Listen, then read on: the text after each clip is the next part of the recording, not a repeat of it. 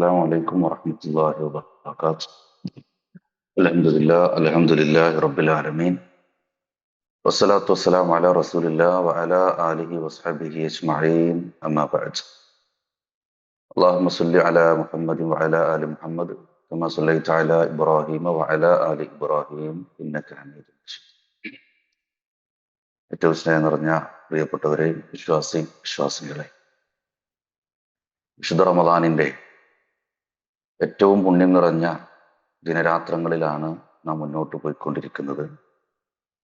ഇനി വരാനിരിക്കുന്ന ദിനരാത്രങ്ങൾ സജീവമായി മടുപ്പില്ലാതെ ഊർജത്തോടുകൂടി ഇബാദത്തുകളിലേക്ക് മുന്നേറുവാൻ അള്ളാഹു സുബ്ഹാനഹു വതആല നമുക്കും നമ്മുടെ കുടുംബങ്ങൾക്കുമെല്ലാം നമുക്ക് വേണ്ടപ്പെട്ടവർക്കുമെല്ലാം അതിനുള്ള തൗഫീക്ക് നൽകി അനുഗ്രഹിക്കുമാറാവട്ടെ. വിശുദ്ധ റമദാനിനെ കുറിച്ച് സംസാരിക്കുന്നിടത്ത് ഖുർആനിൽ 4 പവിത്രമായ മാസങ്ങളെ കുറിച്ച് സംസാരിക്കുന്നുണ്ട്. പക്ഷേ ആ 4 മാസങ്ങളുടെ പേര് പരാമർശിക്കുന്നില്ല.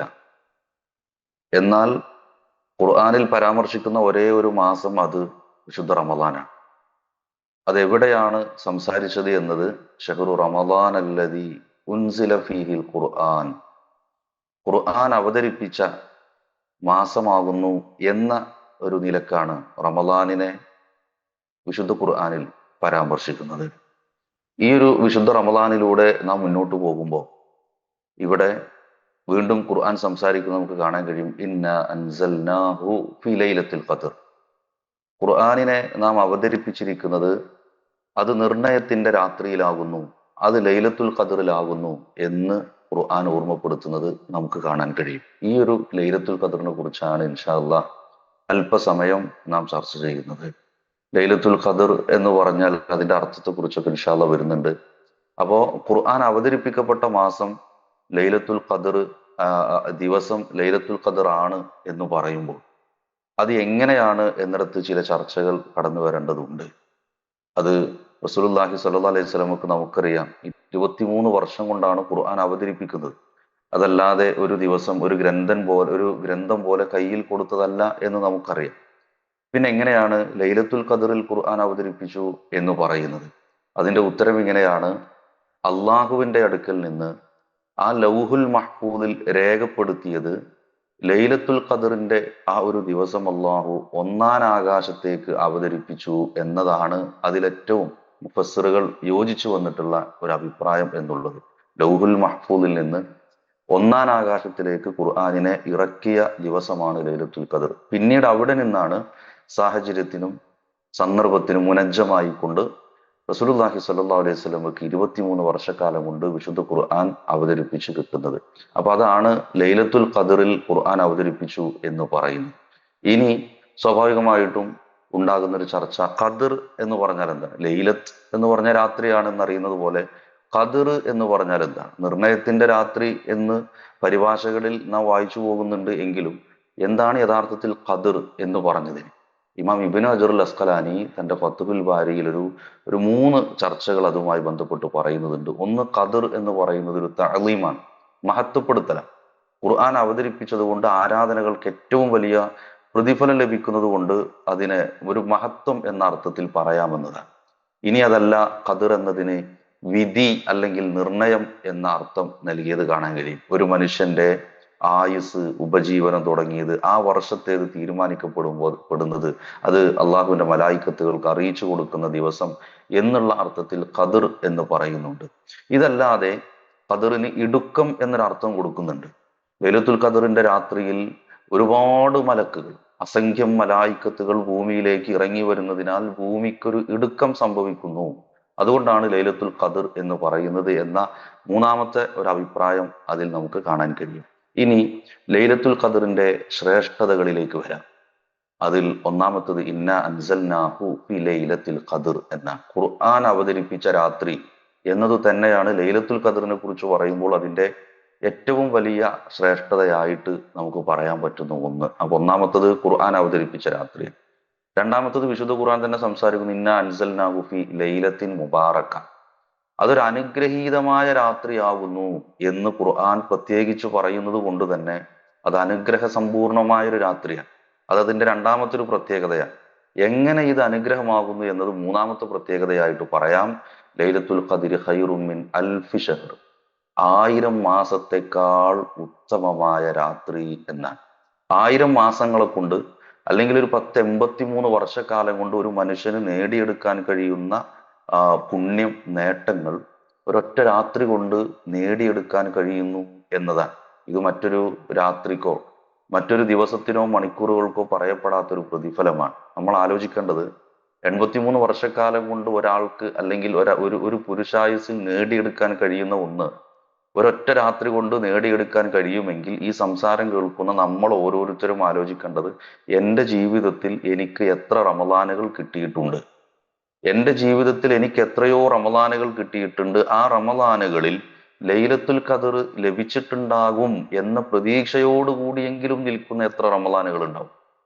അപ്പോ ദുനിയാവിന്റെ വിഷയത്തിൽ നമ്മളോട് ഒരാൾ പറയാണ്, 83 വർഷക്കാലം നീ ജോലി ചെയ്താൽ കിട്ടുന്ന ശമ്പളം എത്രയാണോ സംഖ്യ, അത് ഒരു രാത്രി ഇന്ന കാര്യം ചെയ്താൽ, അല്ലെങ്കിൽ ഒരു 10 ദിവസം നീ ഇന്ന കർമ്മം ചെയ്താൽ അത് നിനക്ക് തരും എന്ന് പറഞ്ഞാൽ, ആ ദുനിയാവിന്റെ വിഷയത്തിൽ എത്ര താല്പര്യം നമുക്കുണ്ടാകും എന്ന് നമ്മൾ ആലോചിക്കേണ്ടതാണ്. 83 കൊല്ലത്തെ അധ്വാനത്തിന്റെ ഫലം, അല്ലെങ്കിൽ 1000 ദിവസം, അല്ലെങ്കിൽ 1000 മാസം നീ ജോലി ചെയ്ത പ്രതിഫലം നിനക്കൊരു 10 ദിവസം ഇന്ന കർമ്മം ചെയ്താൽ നിനക്ക് കിട്ടും എന്ന് പറഞ്ഞാൽ അതിൽ വലിയ താല്പര്യം ദുനിയാവിന്റെ വിഷയത്തിൽ പലപ്പോഴും ഉണ്ടാകാൻ സാധ്യതയുണ്ട്. പരലോകത്തിന്റെ വിഷയത്തിൽ ആ ശ്രദ്ധയുണ്ടോ എന്നാണ്. അപ്പോൾ മൂന്നാമത്തെ പ്രത്യേകത നമ്മൾ സൂചിപ്പിച്ചു, 1000 മാസത്തെക്കാൾ ഉത്തമമാണ് എന്ന്. നാലാമത്തെ ലൈലത്തുൽ ഖദറിന്റെ പ്രത്യേകത, മലക്കുകളും റൂഹും ഇറങ്ങുന്ന, റൂഹ് എന്ന് ഇവിടെ ഉദ്ദേശിക്കുന്നത് ജിബ്രീൽ അലൈഹി സ്വലാത്തു വസ്സലാമയാണ്. തനസ്സലുൽ മലായികത്തു വറൂഹു ഫീഹാ ബിഇദ്നി റബ്ബിഹിം മിൻ കുല്ലി അംർ. മലക്കുകളും റൂഹും ആത്മാവും അവരുടെ രക്ഷിതാവിന്റെ എല്ലാ കാര്യത്തെ സംബന്ധിച്ചുമുള്ള ഉത്തരവുമായി ആ രാത്രിയിൽ ഇറങ്ങി വരുന്നു എന്നതാണ്. അടുത്തത് അഞ്ചാമത്തെ പോയിന്റ് എന്നത്, പ്രഭാതോദയം വരെ അത് സമാധാനമാണ് എന്നാണ്. സലാമുൻ ഹിയ ഹത്താ മത്ലഇൽ ഫജ്ർ എന്നത് അതിന്റെ ഒരു പ്രത്യേകതയായിട്ട് പറഞ്ഞു. അപ്പോ ലൈലത്തുൽ ഖദറിന്റെ രാത്രി പ്രഭാതോദയം വരെ സമാധാനമായിരിക്കും. കാരണം മലക്കുകളെല്ലാ ഹൈറും ബറക്കത്തും കൊണ്ടാണ് ആ ദിവസങ്ങളിൽ ഭൂമിയിലേക്ക് ഇറങ്ങി വരുന്നത് എന്ന് നമുക്ക് കാണാൻ കഴിയും. ഇവിടെ എന്നാണ് ലൈലത്തുൽ ഖദർ? സ്വാഭാവികമായിട്ടും സംശയമുണ്ടാവും, എന്നാണ് ലൈലത്തുൽ ഖദർ? അതിലൊരു ചരിത്രമുണ്ട്. നബി സല്ലല്ലാഹു അലൈഹി വസല്ലമക്ക് ഇത് റബ്ബ് അറിയിച്ചു കൊടുക്കുന്ന രംഗമുണ്ട്. ഹദീസുകളിൽ നമുക്കത് കാണാൻ കഴിയും. ഇമാം ബുഖാരി ഉദ്ധരിക്കുന്ന 2023 ഹദീസിലാണ് പറയുന്നത്. ആ വിവരം ആളുകളെ അറിയിക്കാനായിട്ട് നബി സല്ലല്ലാഹു അലൈഹി വസല്ലമ വരികയാണ്. ആ സമയത്ത് ഖറജ്തു ലി ഉഖ്ബിറകും ബിലൈലത്തിൽ ഖദ്രി ഫതലാഹ ഫുലാനുൻ വ ഫുലാൻ. രണ്ടാളുകൾ തമ്മിൽ എന്തോ ഒരു കശവിശയുണ്ടായി, എന്തോ ഒരു ചെറിയൊരു വഴക്കുണ്ടായി. ഫറുഫിഅത്ത്. ആ സമയത്ത് നബി സല്ലല്ലാഹു അലൈഹി വസല്ലം മറന്നുപോയി, അല്ലെങ്കിൽ അത് ഉയർത്തപ്പെട്ടു. പക്ഷെ റസൂലുള്ളാഹി സ്വല്ലല്ലാഹു അലൈഹി വസല്ലം പറയുന്നത്, അസ അൻ യകൂന ഖൈറൻ ലക്കും, അത് നിങ്ങൾക്ക് നന്മയായിരിക്കും. ഇത് മറന്നുപോയത്, അല്ലെങ്കിൽ ആ ഒരു ഇൽമ്, ആ ഒരു അറിവ് ഉയർത്തിയത് അത് നിങ്ങൾക്ക് നന്മയായിരിക്കും. അതുകൊണ്ട്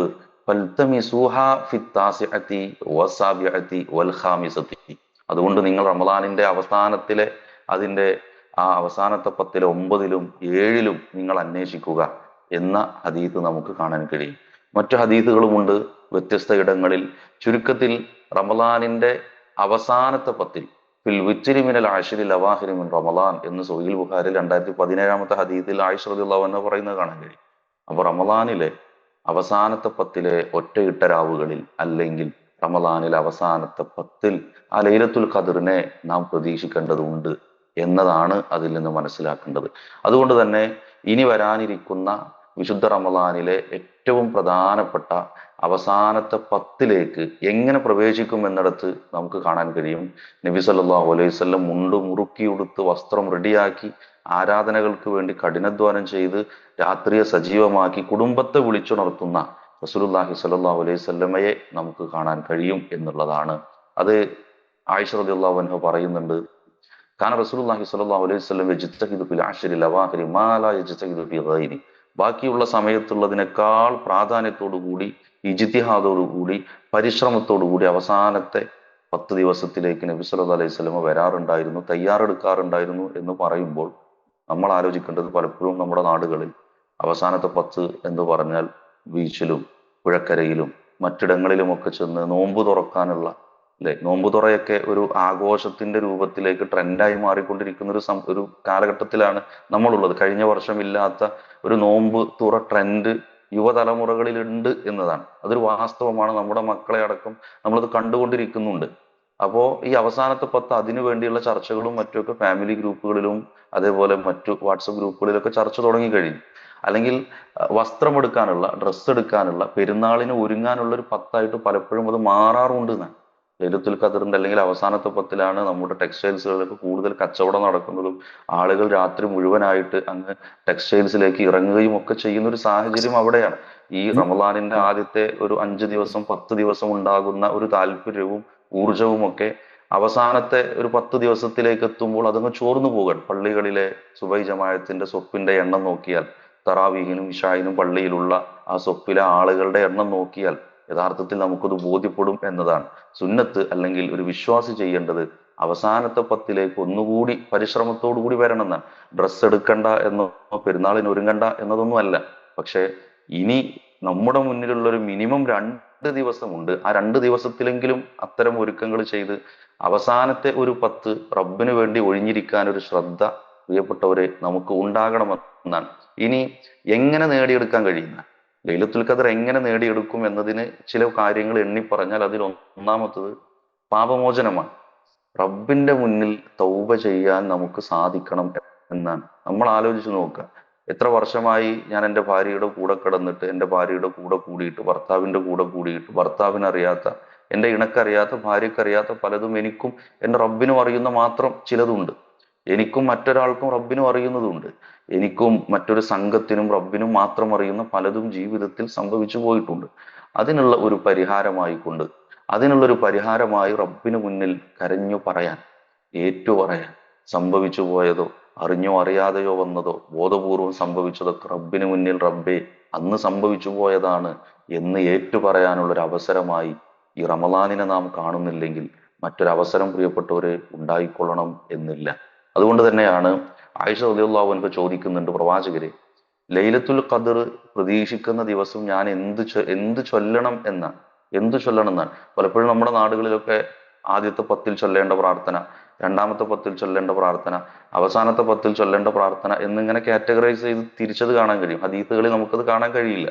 അവിടെയാണ് ആയിഷ റളിയല്ലാഹു അൻഹ സംസാരിക്കുന്നുണ്ട്, എന്തു പറയണം, എന്തു പ്രാർത്ഥിക്കണം പ്രവാചകരെ എന്ന് ചോദിക്കുമ്പോൾ അല്ലാഹുമ്മ ഇന്നക അഫ്വൻ തുഹിബ്ബുൽ അഫ്വ ഫഅഫു അന്നി എന്ന പ്രാർത്ഥന പഠിപ്പിച്ചു കൊടുക്കുന്നുണ്ട്. ഇൻഷാ അല്ലാഹ് നമ്മുടെ ഈ ഫലക്കുമായി ബന്ധപ്പെട്ട തസ്കിയ ഗ്രൂപ്പിലൊക്കെ ആ പ്രാർത്ഥന വരും.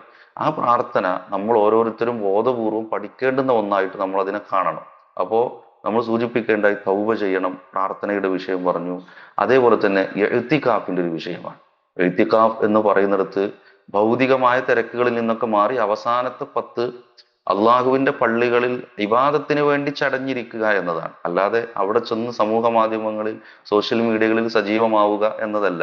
ബാക്കിയുള്ള ഏതെങ്കിലും ഒരു കാര്യം, പള്ളിയിൽ ഇരിക്കുന്നുണ്ട് ശാരീരികമായി, മനസ്സവിടെ ഇല്ല, പ്രവർത്തനങ്ങളും അവിടെ ഇല്ല, ഖുർആനുമായിട്ട് ബന്ധമില്ല എന്നതല്ല. എല്ലാവർക്കും ഇങ്ങനെ സാധിച്ചു കൊള്ളണമെന്നില്ല. പക്ഷെ ബോധപൂർവമായി ചില അഡ്ജസ്റ്റ്മെന്റുകളൊക്കെ നമ്മൾ നടത്തിയാൽ പലപ്പോഴും നമുക്കതിന് സാധിക്കും എന്നുള്ളതാണ്. ഒരു ശ്രമമെങ്കിലും നമ്മുടെ ഭാഗത്ത് നിന്നുണ്ടാവണം. ആ 10 ദിവസം അങ്ങ് ഇരിക്കാൻ പറ്റില്ലെങ്കിലും പകലിൽ ചിലപ്പോൾ ഇരിക്കാൻ കഴിയില്ല. അങ്ങനെ ആയിരിക്കും നമ്മുടെ സാഹചര്യം. രാത്രി വന്നിരിക്കാൻ ഒരു ശ്രദ്ധ, അല്ലെങ്കിൽ ഒറ്റയിട്ട രാവുകളിൽ ബോധപൂർവമായ ഒരു ശ്രദ്ധ, അങ്ങനെ ഒരു നമ്മുടെ ഒരു ശ്രദ്ധ ഈ എത്തിക്കാഫിന്റെ ഭാഗത്ത് നിന്ന് പ്രിയപ്പെട്ടവരെ ഉണ്ടാകണമെന്നാണ്. നബി സല്ലല്ലാഹു അലൈഹി വസല്ലം അവിടുത്തെ മരണം വരേക്കും റമദാനിൽ അവസാനത്തെ 10ൽ എത്തിക്കാഫ് ഇരുന്നിരുന്നു എന്ന ഹദീസുകൾ നമുക്ക് പലപ്പോഴും പാഠമായി മാറാറുണ്ടോ എന്നതാണ്. അതുകൊണ്ട് എത്തിക്കാഫിന്റെ വിഷയത്തിൽ ഒരു ശ്രദ്ധയുണ്ടാകണം. ഞാൻ ചുരുക്കുകയാണ്. അടുത്തത് എങ്ങനെ ലൈലത്തുൽ ഖദർ നേടിയെടുക്കാം എന്നിടത്ത് നമ്മുടെ ദാനധർമ്മത്തിന്റെ വിഷയങ്ങളൊക്കെ നമ്മളൊന്ന് ശ്രദ്ധിക്കണം എന്ന്. റസൂലുള്ളാഹി സ്വല്ലല്ലാഹു അലൈഹി വസല്ലം അടിച്ചു വീശുന്ന കാറ്റിനെ പോലെ ഉദാരമതിയായിരുന്ന റമദാനിന്റെ 17 നോമ്പുകളൊക്കെ കഴിയുമ്പോൾ സ്വന്തത്തോടൊന്ന് ചോദിച്ചു നോക്കുക, ഒരു ദിവസം ഒരു 100 രൂപയെങ്കിലും എനിക്ക് കൊടുക്കാൻ പറ്റിയിട്ടുണ്ടോ എന്നാണ്. 10,000 കൊടുക്കാൻ പറ്റുന്നവരും 5,000 കൊടുക്കാൻ പറ്റുന്നവരും 2,000, 1,000, 500 കൊടുക്കാൻ പറ്റുന്നവരുണ്ടാവും. തന്റെ കഴിവിനനുസരിച്ച് എന്ത് കൊടുത്തു എന്നാണ്. വെറുതെ ഒന്ന് ആലോചിക്കും, ഈ 17 ദിവസം എൻ്റെ വീട്ടിലേക്ക് ഞാൻ വാങ്ങിയ വിഭവങ്ങൾ. റമദാൻ എന്ന് പറഞ്ഞ ഭക്ഷണം ഉപേക്ഷിക്കുക എന്നാണ് നമ്മളെ പറ്റി പൊതുവായിട്ടുള്ളൊരു ധാരണ. പക്ഷേ ഷഅബാനിലും റജബിലും മറ്റു മാസങ്ങളിലും കഴിച്ചതിനേക്കാൾ നല്ല ഭക്ഷണം നന്നായി കഴിച്ചത് ചിലപ്പോൾ റമദാനിലാവും. ഭക്ഷണത്തിന് വേണ്ടി ഏറ്റവും പണം ചെലവഴിച്ചതും റമദാനിലാവും. ഒരു കോളം വരയ്ക്കുക, പേപ്പറും പേനയും എടുത്തിട്ട് ഇതാ മാംസം വാങ്ങാൻ ഞാൻ എത്ര ചെലവഴിച്ചു, എൻ്റെ വീട്ടിലേക്ക് റമദാനിന് ഒരുങ്ങാൻ നോമ്പ് തുറ വിഭവങ്ങൾക്ക് ഇത്ര ചെലവഴിച്ചു, അതിൻ്റെ അപ്പുറത്തൊരു കോളം വരച്ചിട്ട് ഫീ സബീലില്ല എന്നെഴുതിയിട്ട് റബ്ബിന്റെ മാർഗത്തിൽ ഞാൻ എന്ത് കൊടുത്തു എന്ന് ആലോചിക്കുക. ഈ 17 നോമ്പുകൾ നമ്മിൽ നിന്ന് കഴിഞ്ഞു പോകുമ്പോൾ അതുകൊണ്ട് വരാനിരിക്കുന്ന ദിനരാത്രങ്ങൾ മനസ്സറിഞ്ഞു കൊടുക്കുക. നമ്മുടെ പള്ളികളിലൊക്കെ കളക്ഷൻ ളുഹറിനും അസറിനും മഗ്രിബിനും തറാവീനും എല്ലാത്തിനും ചിലപ്പോൾ കളക്ഷൻ ആരെങ്കിലുമൊക്കെ ഉറുദു ആളുകളൊക്കെ ചിലപ്പോൾ വരാറുണ്ട്, കോളേജുകളിൽ അധ്യാപകരോ അല്ലെങ്കിൽ മറ്റുള്ള ആളുകളൊക്കെ വരാറുണ്ട്. ഇതൊക്കെ ഒരു അവസരമായിട്ടാണ് കാണുന്നത്. പലപ്പോഴും അതിനൊക്കെ പുച്ഛിച്ച് തള്ളുന്ന ആളുകളുണ്ട്, അവർ കള്ളന്മാരാണെന്ന് പറയുന്നവരുണ്ട്, വ്യാജന്മാരാണെന്ന് പറയുന്നുണ്ട്. അതൊരു അവസരമായിട്ട് കാണാൻ പലപ്പോഴും പലർക്കും പറ്റുന്നില്ല എന്നതാണ്. അതൊരു അവസരമായിട്ട് കാണുക, സന്തോഷത്തോടു കൂടി കൊടുക്കുക. ദീനിന് വേണ്ടി എന്തെങ്കിലും ചെലവഴിച്ചാൽ അതിന് ഒരു 10 രൂപ കൊടുത്തതിന്റെ ഒരു വിഷമം ഒരു 2 ദിവസം കൊണ്ടു നടക്കുന്നവരായി നമ്മൾ മാറരുത്. സന്തോഷപൂർവ്വം ചെലവഴിക്കാൻ നമുക്ക് കഴിയണം. വിശേഷിച്ചും അവസാനത്തെ 10 അതിനു വേണ്ടിയുള്ള ഒരുക്കം കൂടി നമ്മുടെ ഭാഗത്ത് നിന്ന് ഉണ്ടാകുമ്പോൾ അവസാനത്തെ 10 നമുക്ക് ധന്യമാക്കാൻ കഴിയും. ലൈലത്തുൽ ഖദർ പ്രതീക്ഷിക്കാൻ കഴിയും. എഴുത്തിക്കാഫും തൗബയും സ്വതക്കയും നമസ്കാരവും വിശുദ്ധ ഖുർആനിന്റെ പാരായണവും പ്രാർത്ഥനയും എല്ലാം അവസാനത്തെ 10 വർദ്ധിപ്പിച്ചുകൊണ്ട് ലൈലത്തുൽ ഖദറിനെ പ്രതീക്ഷിക്കാവുന്ന ഇൻഷാ അള്ളാ ഈ വർഷത്തെ ലൈലത്തുൽ ഖദർ എന്നാണെന്ന് എനിക്കറിയില്ലെങ്കിലും ആ അവസാനത്തെ 10 ദിവസത്തിൽ ഏതു ദിവസമാണ് എങ്കിലും അത് നേടിയെടുക്കാൻ ഞാൻ റെഡിയാണ് എന്ന മാനസികമായ ഒരുക്കം നമുക്കുണ്ടാവണം. ആത്മാർത്ഥമായ പ്രാർത്ഥനകളും ഉണ്ടാവണം. അതിന്റെ 27-ാം രാവിലാണ് ഈ ലൈലത്തുൽ ഖദർ എന്ന് പറഞ്ഞ ആളുകളെ പള്ളിയിൽ നിന്ന് ഇറക്കി പാടത്തേക്ക് കൊണ്ടുപോകുന്ന ആളുകളുണ്ട്. അത് ചില ചർച്ചകൾ മാത്രമാണ്. 27-ലാണ് എന്നുള്ള ചർച്ചയുണ്ട്, 29-ലാണെന്ന് ചർച്ചയുണ്ട്, 25-ലാണെന്ന് ചർച്ചയുണ്ട്. അത്തരം ചർച്ചകളിലേക്ക് പോകാതെ അവസാനത്തെ 10 സജീവമാക്കാൻ പ്രിയപ്പെട്ടവരെ മാനസികമായി ഒരുങ്ങുക. എന്നിട്ട് ശാരീരികമായി ഒരു ആരോഗ്യവും തോക്കത്തും താല്പര്യവും കിട്ടാൻ റബ്ബിനോട് ആത്മാർത്ഥമായിട്ട് പ്രാർത്ഥിക്കുക. അള്ളാഹുവേ, ഞങ്ങൾക്ക് വേണ്ടപ്പെട്ടവർക്കും കുടുംബങ്ങൾക്കും എനിക്ക് എൻ്റെ പരിചയത്തിലുള്ളവർക്കൊക്കെ റബ്ബെ അവസാനത്തെ 10 ധന്യമാക്കാൻ ആ രൂപത്തിൽ ഇബാദത്തുകളിൽ മുന്നേറാൻ സാധിക്കണം എന്നൊരു പ്രാർത്ഥന നമ്മുടെ ഭാഗത്ത് നിന്നുണ്ടാവണം. അള്ളാഹുവെ, ഈ സംസാരം കേൾക്കുന്ന ഞങ്ങൾക്കെല്ലാവർക്കും ഈ ഒരു പ്ലാറ്റ്ഫോമിൽ ഒരുമിച്ച് കൂടിയ ഞങ്ങൾക്ക് വേണ്ടപ്പെട്ടവർക്കുമെല്ലാം അവസാനത്തെ 10 ആരാധനകളിൽ സജീവമാക്കാനുള്ള ആരോഗ്യവും താല്പര്യവും ഊർജവും ആർജവവും നൽകി റബ്ബേ നീ ഞങ്ങളെ അനുഗ്രഹിക്കണമേ റഹ്മാനെ. വരാനിരിക്കുന്ന ദിനരാത്രങ്ങൾ അതിലെല്ലാ രൂപത്തിലും ഇബാദത്തുകൾ വർദ്ധിപ്പിക്കുവാനുള്ള ഒരു താല്പര്യവും ഞങ്ങളുടെ ഹൃദയത്തിൽ റബ്ബെ നീ ജനിപ്പിച്ചു നൽകണേ. അല്ലാഹുമ്മ അഗ്ഫിറിൽ മുഅ്മിനീന വൽ മുഅ്മിനാത്ത് വൽ മുസ്ലിമീന വൽ മുസ്ലിമാത്ത് ഇന്നക മുജീബുദ് ദഅവാതി യാ ഖാദി അൽ ഹജാത്ത്. അല്ലാഹുമ്മ അജ്ർനാ മിനന്നാർ വഅജ്ർ വാലിദീനാ മിനന്നാർ.